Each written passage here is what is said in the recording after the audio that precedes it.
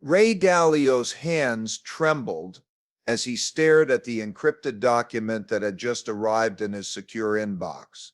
The timestamp showed 2:47 a.m., but sleep was impossible now. What he was reading wasn't just data, it was the death certificate of the American Empire, and somehow he was the only person who understood what it meant. The document was labeled BRICS Pay Integration Protocol Phase 3 Implementation.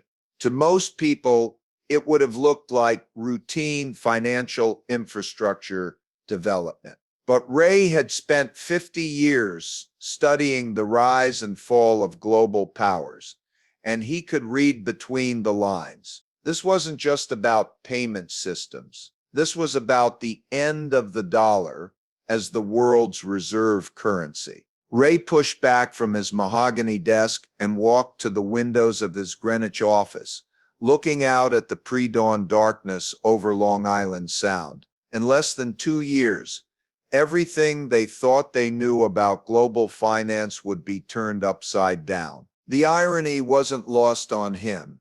Here he was, one of America's most successful investors, about to document the systematic destruction of American financial dominance, his entire fortune, his life's work. Everything he had built was tied to the very system that his analysis suggested was about to collapse. Ray returned to his desk and opened the first of 4 files that had been keeping him awake for the past 72 hours. Each one represented a piece of a puzzle so vast and complex that he sometimes wondered if he was seeing patterns that didn't exist. But the data was undeniable, and after being right about every major economic crisis of his lifetime, Ray trusted his analytical instincts. The first file contained satellite imagery showing Chinese and Russian vessels conducting massive precious metals transfers in international waters, completely outside the SWIFT banking system. Hundreds of billions of dollars worth of gold and silver moving between BRICS nations without any involvement from Western financial institutions. The second file showed internal communications from major European banks conducting massive currency hedging activities. Deutsche Bank, BNP Paribas, and Credit Suisse were all quietly reducing their dollar exposure while increasing positions in Chinese yuan and Russian rubles. The banks weren't just preparing for dollar volatility, they were preparing for dollar irrelevance. The third file contained the smoking gun, a technical specification document for the BRICS bridge, a payment and settlement system that would allow the BRICS nations and their allies to conduct international trade without using dollars, euros, or any Western currency. The BRICS bridge was designed to be completely decentralized, using digital currencies backed by gold reserves and commodity baskets. When fully implemented, it would allow nearly half the world's population to conduct international commerce without touching the dollar-denominated financial system. The fourth file was the most chilling of all. It contained a detailed timeline showing that the BRICS bridge would go live in January 2027, just 24 months away. The list of countries that had already signed agreements included Saudi Arabia, the UAE, Iran, Argentina, Egypt, and over 30 other nations, representing more than 60% of global GDP. Ray felt the familiar knot in his stomach from 2007 when he first understood the subprime crisis. But this was different. This was about the end of American global dominance, period. He opened his laptop and began writing what would be the most controversial analysis of his career. The end of the dollar standard, why 2027, will mark America's imperial decline. But before he could type the first sentence, he stopped. Publishing this would be tantamount to declaring economic war on his own country. Ray walked to his bookshelf and pulled out his worn copy of The Decline and Fall of the Roman Empire. The book fell open to a passage he had underlined. The story of the Roman Empire's decline is not the story of barbarian conquest, but of internal economic decay and the gradual loss of financial control. The secure phone buzzed with an encrypted message from Mohamed El-Erian. Ray, I assume you've seen the BRICS documentation. We need to talk. This changes everything. Ray dialed Mohamed's private number. The call was answered immediately. Mohamed, tell me you think I'm wrong, Ray said. Without preamble. I wish I could, Mohamed replied. I've been analyzing the same data. Ray, this isn't just a threat to the dollar. This is an existential threat to Western civilization as we know it. Walk me through your analysis, Ray said. The BRICS bridge isn't just a payment system, it's a complete parallel financial universe. They've created commodity-backed currencies, decentralized settlement mechanisms, and trade agreements that completely bypass Western institutions. When this goes live in 2027, the dollar becomes just another currency. Ray stared at the four files. What's the timeline for impact? I estimate the dollar loses reserve currency status within 5 years of the BRICS bridge launch. That means 2032, maybe 2030, if adoption accelerates. And the impact on American living standards? Mohamed was quiet. Ray, without reserve currency status, the U.S. loses its ability to finance deficits through foreign borrowing. Government spending would have to be cut by 50% or more. The standard of living would drop to levels not seen since the 1950s. Mohamed, if we're right about this, do we have a responsibility to warn people? That's exactly what's been keeping me awake, Mohamed replied. If we publish this, and we're right, we might trigger the panic that accelerates the outcome we're predicting.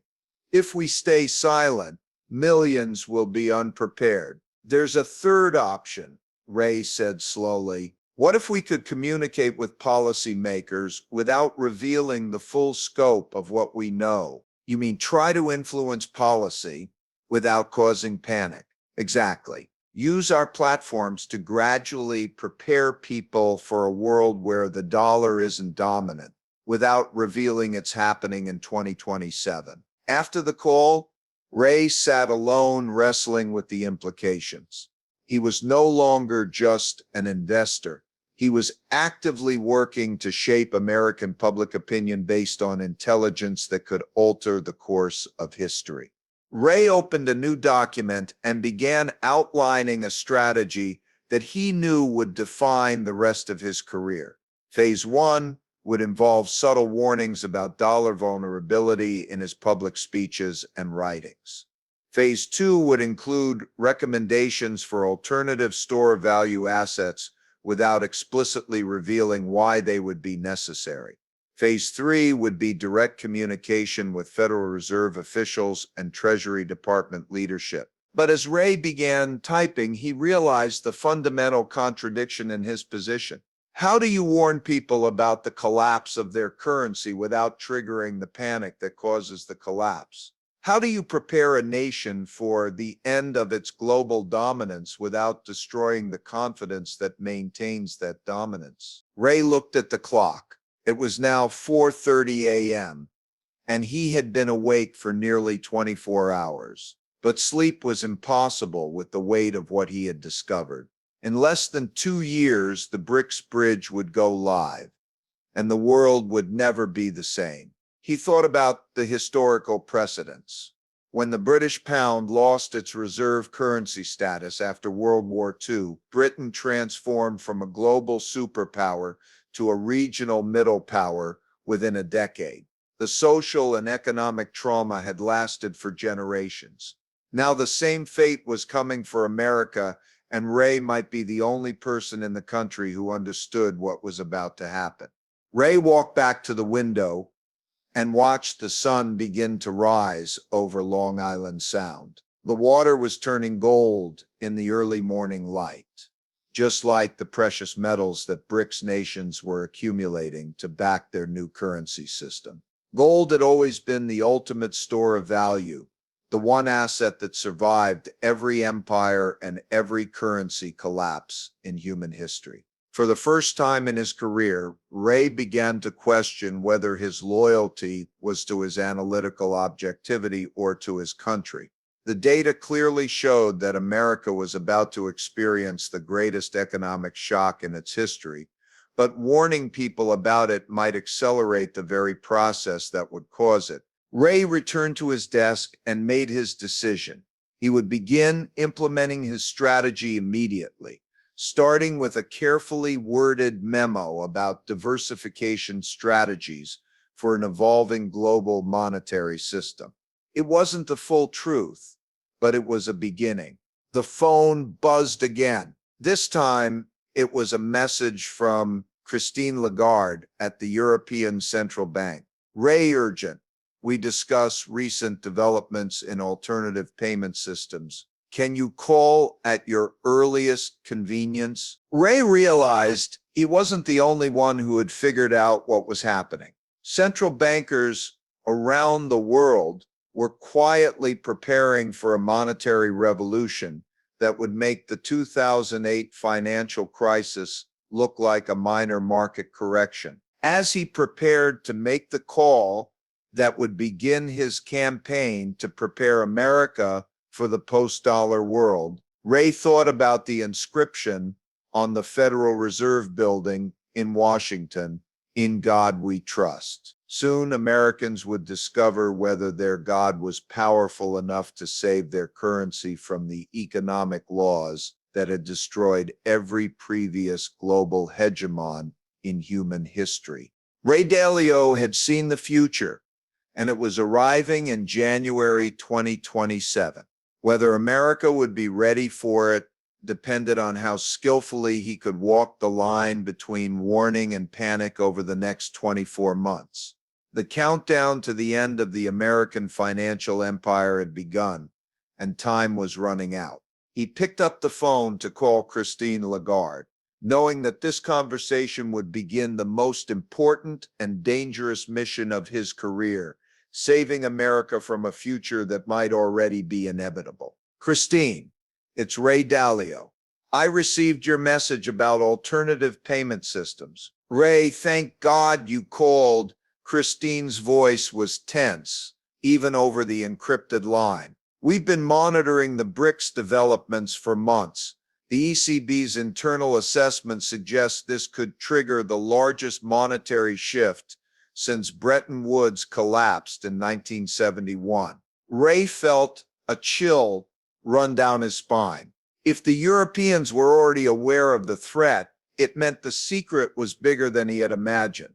Christine, what's your timeline assessment for full implementation? Our intelligence suggests January 2027 for the initial launch. But Ray, there's something else. We have evidence that several OPEC nations are preparing to price oil in BRICS currencies starting in 2026. If that happens, Ray finished the sentence in his head. The petrodollar system, which had been the backbone of American financial dominance since 1974, would collapse overnight. Without foreign demand for dollars to buy oil, the U.S. Treasury market would face unprecedented pressure. Christine, how many central banks are aware of this timeline? More than you might think. The Bank of Japan has been quietly diversifying their reserves for 6 months. The Swiss National Bank has tripled their gold holdings. Even the Canadians are hedging their dollar exposure. Ray realized that what he had thought was a secret discovery was actually an open secret among global financial elites. The question wasn't whether the dollar would lose its dominance, but whether American policymakers were aware of what every other central bank already knew. After ending the call with Christine, Ray spent the next hour reviewing intelligence reports that painted an even grimmer picture than he had initially understood. The BRICS alliance wasn't just creating an alternative payment system, They were systematically dismantling every pillar of American financial power. The first pillar was the petrodollar system. Saudi Arabia, despite decades of alliance with the United States, was secretly negotiating oil sales to China in yuan. The UAE was developing dirham-denominated energy trading platforms. Even Kuwait and Qatar were exploring alternatives to dollar-based transactions. The second pillar was U.S. Treasury market dominance. Foreign central banks had been net sellers of U.S. government debt for 8 consecutive months, the longest streak since records began. China had reduced its treasury holdings by 40% since 2022. Japan was quietly moving reserves into gold and other hard assets.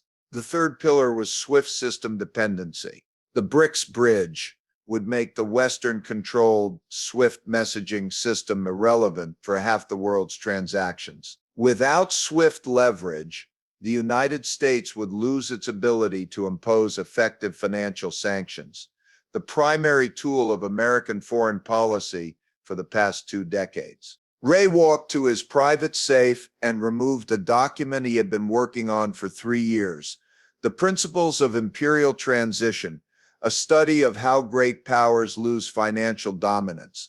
It was his academic analysis of how the Spanish Empire lost control of global silver flows, how the Dutch lost dominance of international trade finance, and how the British lost control of global currency markets.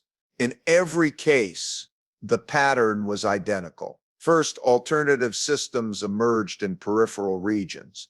Second, those systems gained credibility through backing by real assets or commodities. Third, a tipping point occurred when enough participants switched to the new system to make it self-sustaining. Fourth, the old hegemon faced a choice: adapt or decline.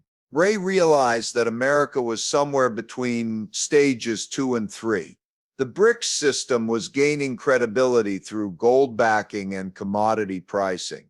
The tipping point would occur in 2027 when the system went live and began processing actual transactions. But there was a fifth stage that Ray had never included in his analysis because it had never been tested. What happens when the declining hegemon possesses enough military power to prevent its economic decline through force? Ray's secure computer chimed with a priority message from the Pentagon's Defense Intelligence Agency. The subject line read, "Consultation Request, Economic Warfare Assessment." Someone in the U.S. military was asking for his analysis of whether America was under economic attack. Ray opened the message and felt his blood pressure spike. The DIA was requesting his assessment of coordinated economic warfare activities by hostile nation-states seeking to undermine U.S. dollar hegemony and treasury market stability. For the first time in his career, Ray understood that his economic analysis was being viewed through the lens of national security. The U.S. government wasn't just concerned about market forces. They were treating the BRICS developments as an act of war. Ray picked up his secure phone and dialed a number he had hoped he would never need to use: General Michael Flynn's private line at the Defense Intelligence Agency. "General Flynn, this is Ray Dalio, returning your consultation request." "Mr. Dalio, thank you for calling. We need your professional assessment of whether the United States is under coordinated economic attack by the BRICS alliance." Ray chose his words carefully. "General, what I'm seeing is the natural evolution of global monetary systems responding to changing economic realities. Whether that constitutes an attack depends on your perspective." "Mr. Dalio, with respect, we're not looking for diplomatic language. We need to know if China, Russia, and their allies are actively working to destroy American financial dominance." Ray stared at the BRICS documents spread across his desk. How do you explain to a military officer that what they were seeing wasn't an attack, but an inevitable response to decades of American financial overextension. General, the BRICS nations are creating alternatives to Western financial systems because they believe those systems no longer serve their interests. This isn't warfare, it's competition. Competition that could end American global leadership. Flynn replied. Mr. Dalio, if these developments threaten U.S. national security, what would you recommend as a response? Ray realized he was being asked to provide intelligence that could be used to justify economic or even military action against America's competitors. The conversation was moving into territory that made him deeply uncomfortable. General, my recommendation would be to adapt American policies to remain competitive in a multipolar monetary system rather than trying to prevent the emergence of alternatives. And if adaptation isn't sufficient, Ray understood the implications of the question. General, any attempt to use force to maintain economic dominance would likely accelerate the very trends you're trying to prevent. After ending the call, Ray sat in his office watching the sun climb higher over Long Island Sound. He had just been asked to provide intelligence for what might become the most consequential foreign policy decisions in American history. The U.S. government was apparently considering treating the BRICS monetary developments as a national security threat requiring an active response. Ray opened his laptop and began writing what he knew would be his most important document ever: Strategic Options for American Financial Leadership in a Multipolar Monetary System. It would be his attempt to provide policymakers with alternatives to military confrontation over economic decline. But as he typed, Ray realized the fundamental impossibility of his position. How do you convince a global superpower to accept reduced influence peacefully? How do you persuade a military establishment to accept economic defeat without fighting? Ray thought about the Roman emperors who had faced similar choices when barbarian tribes began using alternative trade currencies. Most had chosen war over adaptation, hastening the empire's collapse. A few had chosen accommodation, extending imperial influence for generations. The clock on Ray's desk showed 7:30 a.m. In 12 hours, Asian markets would open, and the slow-motion revolution against the dollar would continue. In 6 months, the first BRICS trade settlements would begin. In 24 months, the new system would be fully operational. Ray made his final decision. He would write his strategic assessment for the Pentagon, but he would also begin his own campaign to prepare American businesses and investors for the post-dollar world. If the government chose confrontation over adaptation, at least private citizens would have warning about what was coming. The dollar would die in 2027, but perhaps American prosperity could survive in the world that would emerge from its ashes. Ray Dalio was running out of time to ensure that survival, but he was the only person with the knowledge, influence, and courage to try. The BRICS revolution was coming, and Ray Dalio was about to become either America's greatest economic strategist or its most controversial prophet. Whether history would remember him as a savior or a traitor would depend on choices that hadn't been made yet by leaders who didn't yet understand what they were facing. As Ray began typing his report for the Pentagon, he knew that every word could change the course of American history. The age of dollar dominance was ending, and the age of economic multipolarity was about to begin. The only question was whether America would enter that new age as a competitor or as a casualty